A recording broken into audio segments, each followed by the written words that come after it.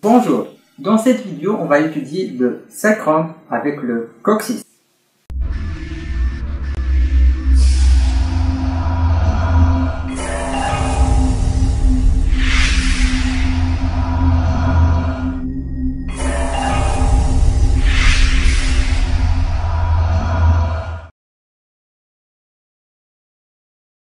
Le sacrum est un os plat.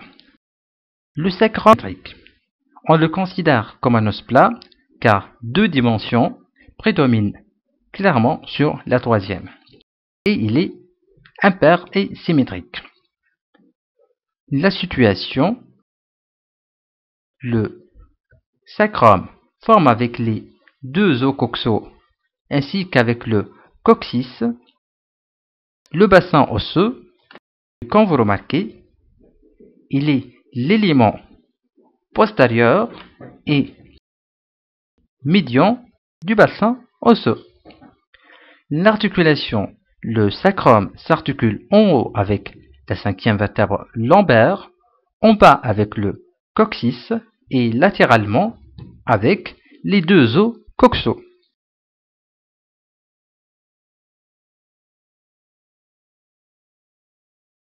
L'orientation, elle est assez simple.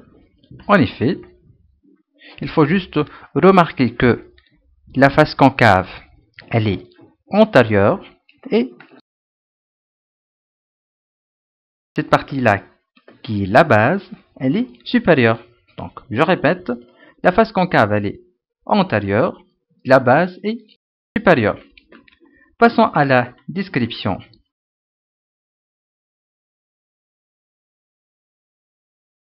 Le sacrum est constitué par la soudure de 5 vertèbres sacrées. La première, la deuxième, la troisième, la quatrième et la cinquième.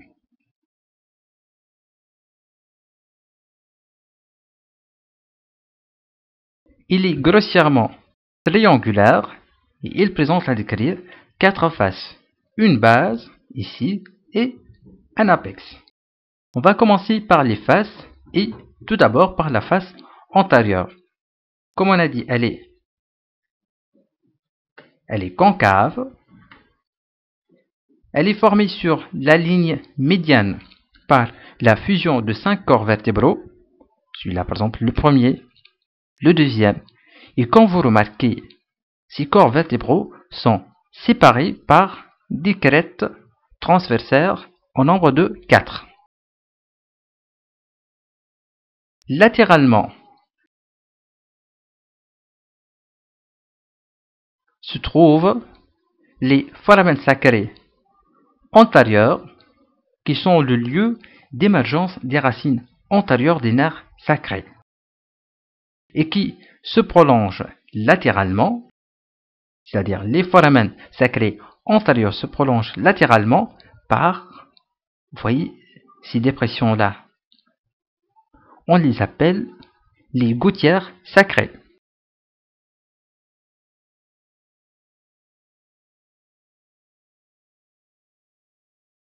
Je veux juste vous montrer ici que les foramens sacrés antérieurs livrent passage aux racines antérieures des nerfs sacrés.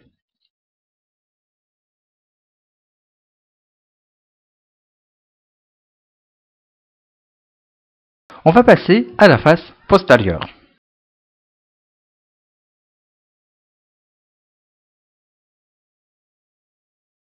Elle est plutôt convexe.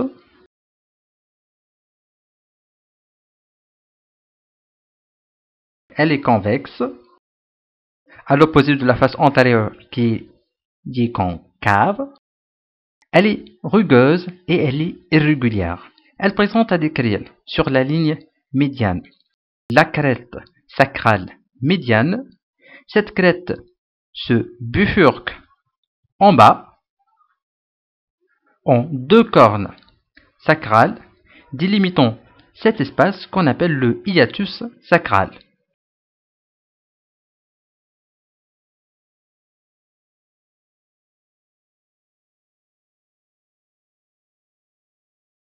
Cette crête, en effet, elle est la résultante de la fusion des processus épineux des vertèbres sacrées. De chaque côté de la crête sacrale médiane s'individualise successivement et de dedans en dehors.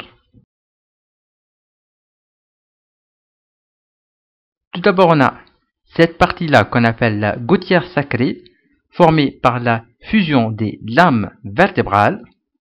On appuie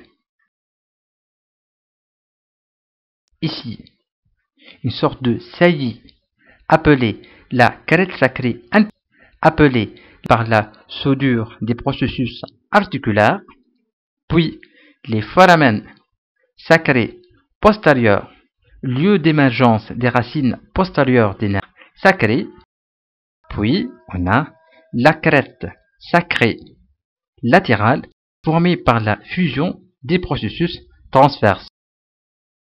Si vous avez fait attention, vous allez remarquer qu'en fait, notre description ici de la face postérieure, c'est comme si on est en train de décrire une vertèbre, mais en commençant d'arrière en avant.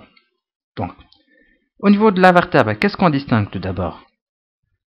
D'arrière, j'insiste. Tout d'abord, on a le processus épineux. Eh bien, la fusion des processus épineux va nous donner la crête sacrale médiane. Ensuite, on a quoi? On a la lame vertébrale. Et donc, la fusion des lames vertébrales va nous donner la gouttière sacrée. Et puis, on a les processus articulaires, dont la fusion va aboutir à la crête sacrée intermédiaire. Restons également au niveau de la vertèbre. On a ensuite les foramen sacrés, ça c'est particulier. Mais ensuite, également au niveau de la vertèbre, on trouve les processus transverses dont la fusion va former la crête sacrale latérale. Donc, une astuce pour mémoriser les différents éléments qui figurent au niveau de la face postérieure du sacrum, il suffit d'imaginer une vertèbre quelconque et les différents éléments qui siègent au niveau de cette vertèbre d'arrière en avant, et vous allez faire la similarité. C'est assez simple que ça. C'est assez simple que ça. Concernant les faces latérales du sacrum, elles sont triangulaires, de sommet inférieur. Chaque face présente une partie supérieure occupée par la surface articulaire, celle-là. La surface articulaire auriculaire qui répond à la surface auriculaire de l'os coxal. On l'appelle comme ça parce qu'elle ressemble à une oreille. En haut et en arrière de cette dernière, voilà, se trouve la fosse criblée.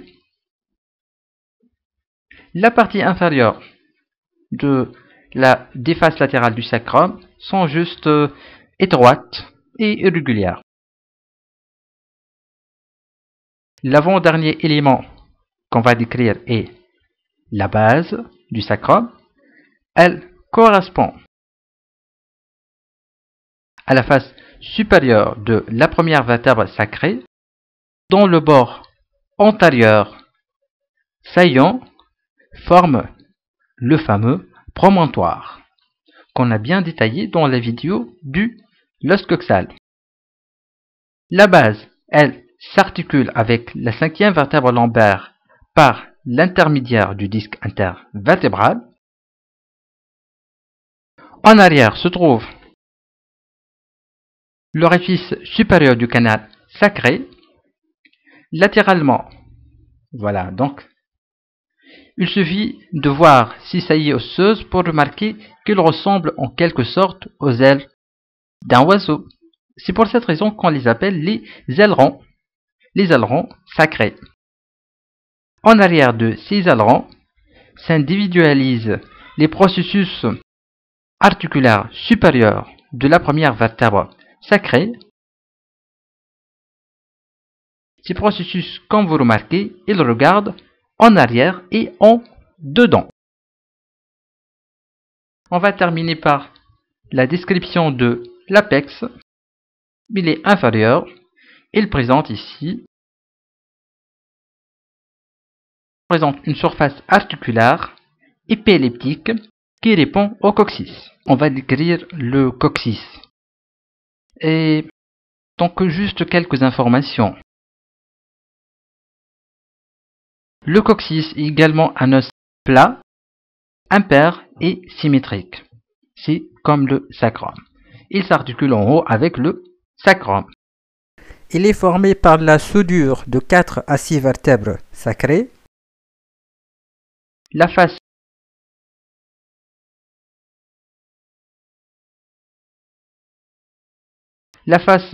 supérieure comporte une facette articulaire qui répond au sacrum et 2 cornes coccygiennes.